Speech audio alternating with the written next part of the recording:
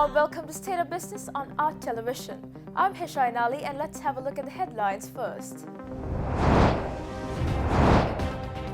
Bakery owners reverse the bread price. Government has failed comprehensively in economic reforms, says international economic expert. News in detail. The Bakery Owners Association states that the increase in the price of a loaf of bread by 2 rupees has not been implemented and that the price will remain the same as earlier. Accordingly, President of the All Ceylon Bakery Owners Association, N.K. Jawardena, mentioned that the decision was taken owing to the reduction of wheat flour price. Thus, the association announced the price hike of a loaf of bread by 2 rupees on last Friday, following the price hike announced by the Prima Ceylon Private Limited for wheat flour. Thereby, price of 1 kilogram of wheat flour was increased by 5 rupees and 50 cents. However, wheat flour companies later withdrew the price hike. The company agreed to scrap the recent price hike and to sell wheat flour at the previous price with immediate effect after they were called before the Cost of Living Committee on September 10. Prominent economist and visiting associate professor of the Lee Kuan Yew School of Public Policy of the National University of Singapore, Dr. Razin Saleh, stresses that the government has failed comprehensively in formulating economic reforms. Delivering the central bank's 69th anniversary oration yesterday, Dr. Razin Saleh also highlighted that even the political and institutional changes it had achieved would be reversed in the near future. On the political front, we've seen modest successes, and I suspect those successes are not major enough not to be reversed in the near future. I have my worries about that. On the economic front, it failed comprehensively. We've had some modest success with macroeconomic stabilization, not least to correct the excesses of the present government as well as the excesses of the last government. But I wonder whether that will hold into the medium term. I have my doubts about that as well. This government came into power with almost wholly devoid of talent and expertise, quite in contrast to the economic team that was put in place in or soon after July 1977. The LTTE and the JVP in combination did a spectacular job at destroying the best of Sri Lanka's political elite. And the new government also came into power without an economic plan, and it never developed one. A new express train service from the Colombo Fort to Polonnaruwa began under the patronage of the President Maithripala Sirisena yesterday, fulfilling a long-felt need of commuters. The inaugural journey of the new express train named Pulatesi took place yesterday with the President and the Indian High Commissioner to Sri Lanka, Taranjit Singh Sadhu, on board. The new express train with a S9 power set has 6 compartments comprising 1 air-conditioned coach, 2 second-class coaches and 3 third-class coaches. The train will leave Colombo Fort daily at 3:05 p.m. and reach Polonnaruwa at 7:47 p.m. The train leaves for Colombo from Polonnaruwa at 3:45 a.m. and reaches Colombo Fort at 9:08 a.m. The train will stop at Polgahawila, Kurunagala, Maho, Kalawava, Kakirawa, Haburana and Hinguragoda, and seat booking facility is already available.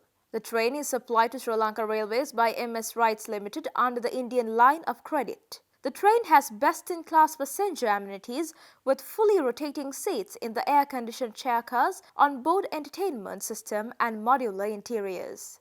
In the last 10 months, India has supplied 5 trains, 4 locomotives and 15 wagons to Sri Lanka Railways. 1 additional train, 6 more locomotives and 35 more wagons will also be supplied by India to Sri Lanka within the next 3 months under concessional financing. In March 2017, a contract worth around $100 million for supply of 6 DMUs and 10 locomotives was signed between India's Rights Limited and Sri Lanka Railways. The first DMU arrived in Sri Lanka in December last year, and 5 DMUs and 4 locomotives have already been delivered so far. The Lanka Pact 2019 exhibition was inaugurated by Minister of Industry and Commerce, Resettlement of Proactive Displaced Persons, Cooperative Development and Vocational Training and Skills Development, Rishad Badruddin, and High Commissioner of India, Taranjit Singh Sadhu, in BMICH yesterday. The exhibition, which started yesterday, will go on till tomorrow. Around 40 Indian companies are participating in the exhibition, supported by PhD, Chamber of Commerce and Industry of India. Minister Badruddin highlighted the importance of printing and packaging in international branding, and he encouraged industries to use innovative methods of packaging, especially for food and beverages. He also spoke about the need for adoption of environment-friendly technology in packaging industry. Meanwhile, adding to it, High Commissioner of India Taranjit Singh Sadhu also emphasized about the importance of safe, hygienic and attractive packaging and noted that there is also a need to be mindful of the implications it has for our environment sustainability. Stay tuned in for more news right after this commercial break.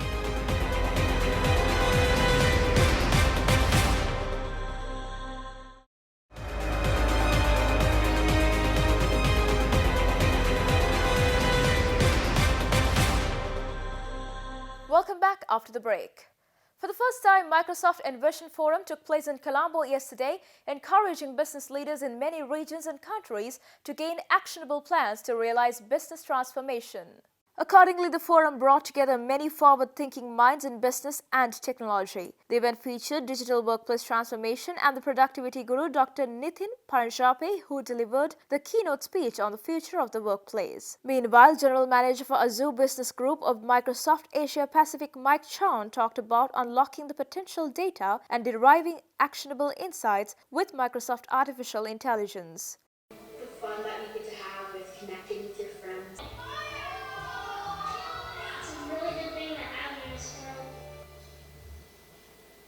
The forum helped organizations to interact with customers, empower their employees with new insights and tools.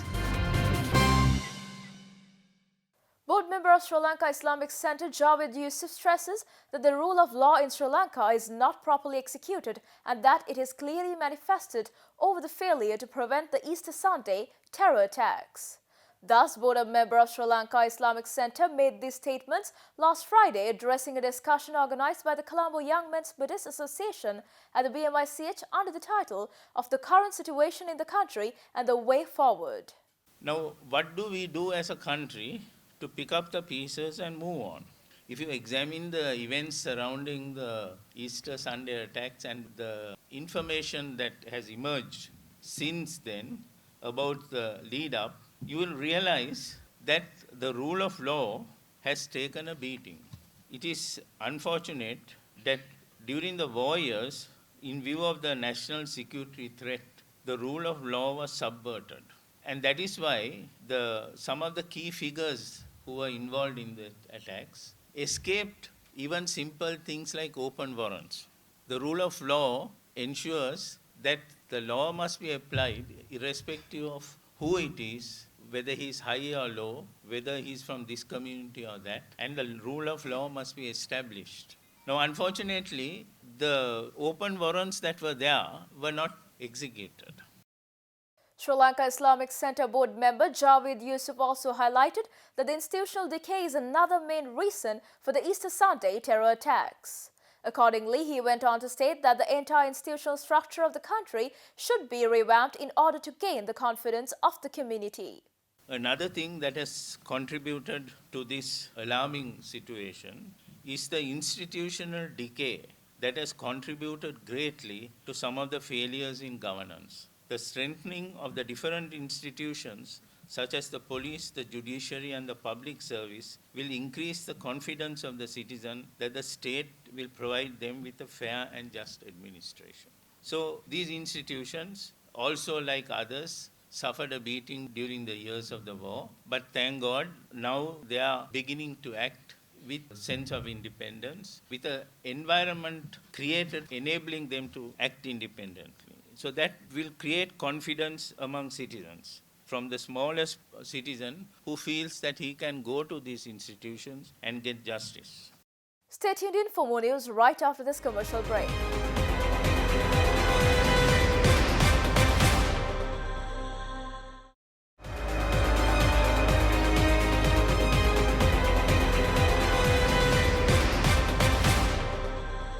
Trading at Colombo Stock Exchange ended on a positive note today. The all share price index gained 4.70 points to close at 5,825.54, and the S&P SL20 gained 9.52 points to close at 2,815.05. The turnover was 581 million rupees and over 49 million shares were traded. Up next, our forex rates.